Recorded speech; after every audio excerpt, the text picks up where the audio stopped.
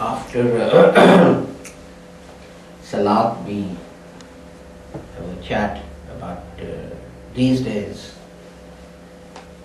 Hadith, or strictly speaking, Ilm Hadith, which you might translate as the subject of Hadith, or it's generally translated as science of Hadith, which looks at how the sayings of the Holy Prophet Muhammad sallallahu alaihi wasallam were compiled. I noticed that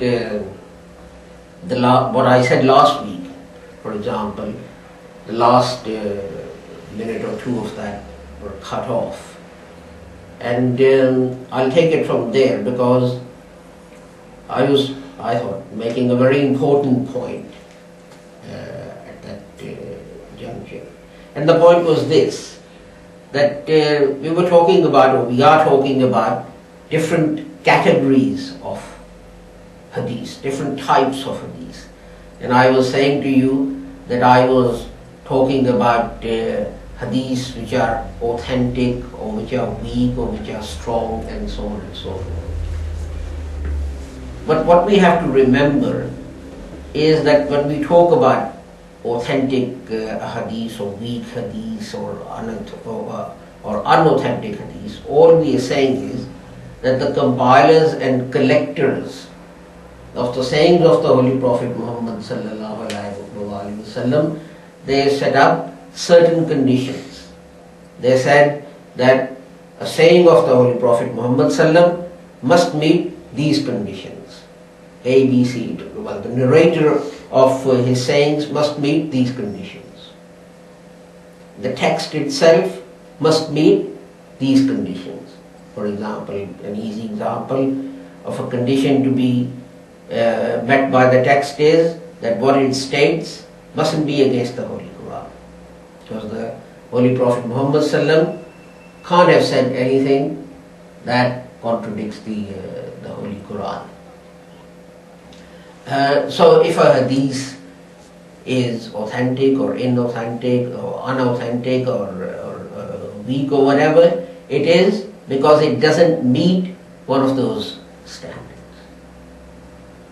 And I made the point that it could be that technically some hadith is weak, but because what the Holy Prophet Muhammad sallallahu alaihi wasallam, for example, what the prophecy that hadith contains, because it has come to pass, then although technically it's weak, in reality, well, what the Holy Prophet prophesied has happened. So that hadith must be authentic. And one that comes to mind readily is the hadith about the eclipse of the sun and the moon during Ramadan. So although technically people said, well, this hadith is not very strong, it's weak, and so on and so forth, but the point is, it happened. It doesn't matter whether technically it's strong or weak, it came to pass. So that gets rid of that debate. If it's happened, well, that makes the hadith authentic, that makes it true, and so on and so forth. And I've repeated that point because for some reason it was cut off from the recording last week. Now, I basically mentioned the four major categories of hadith, two of those which are regarded as authentic or strong, and two of hadiths which are regarded as being not so authentic or weak, or whatever the word it is that you want to use. But if you look into it, you would find that the actual imams who compiled these sayings of the Holy Prophet Muhammad sallam had 65 categories for them. Different imams had different number of categories, but the total was about I forget the name of the imam now. He was a very famous imam and regarded as an expert of hadith and so on. He said there are 65 categories of hadith, and he said there are 42 categories of what are regarded as weak hadith, and the rest are categories of authentic or strong hadith, and so on. Obviously, I won't go through all of them because it'll take many months at this rate to cover them all.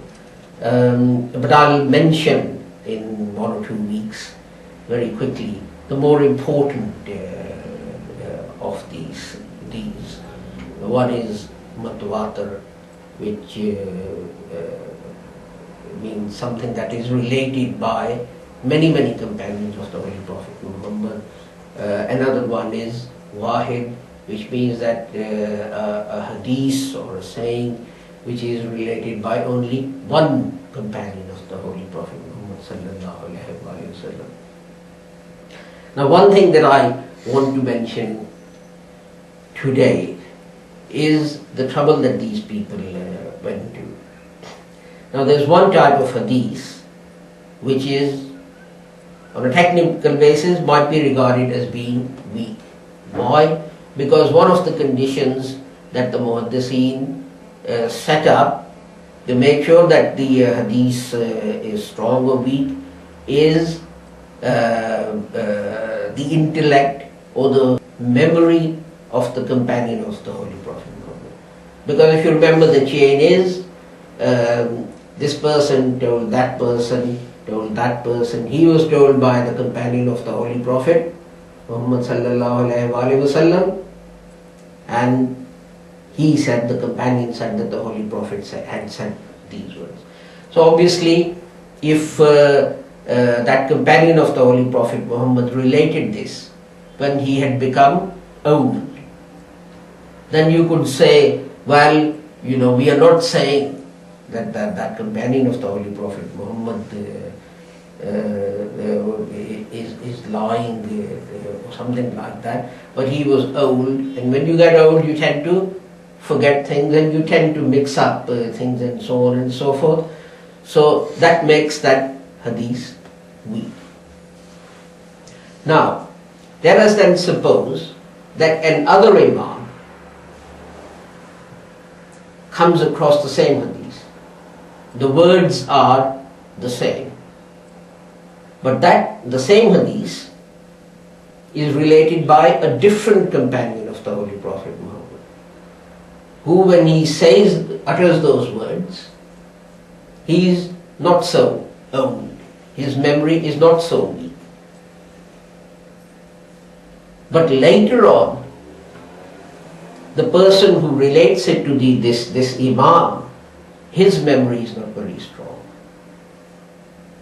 So one hadith has a weakness at one point, another hadith has a weakness at another point, but the two complement each other because the words are the same.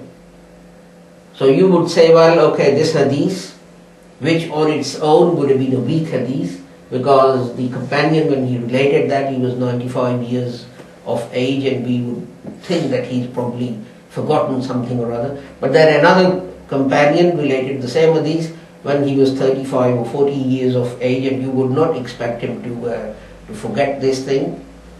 Here, someone from a later generation, he has good memory, but here someone from a later generation has a weak memory, but the two complement each other. Because, why? Because the message they're giving is exactly the same. But they didn't say this hadith was sahih. They had another category for that. And the point that I'm making to you is, this is the extent to which these muhaddiseen went to categorize hadith so that people could see what the possibility or probability was that the Holy Prophet Muhammad sallallahu alaihi wasallam might actually have uttered these words. So next week or in next 2 weeks, I will comment on mutawatir and wahid categories, and then we'll move on to ilmul rijal, which is a whole branch which looks at the narrators of hadith of the Holy Prophet Muhammad sallallahu alaihi wasallam. So more on that later.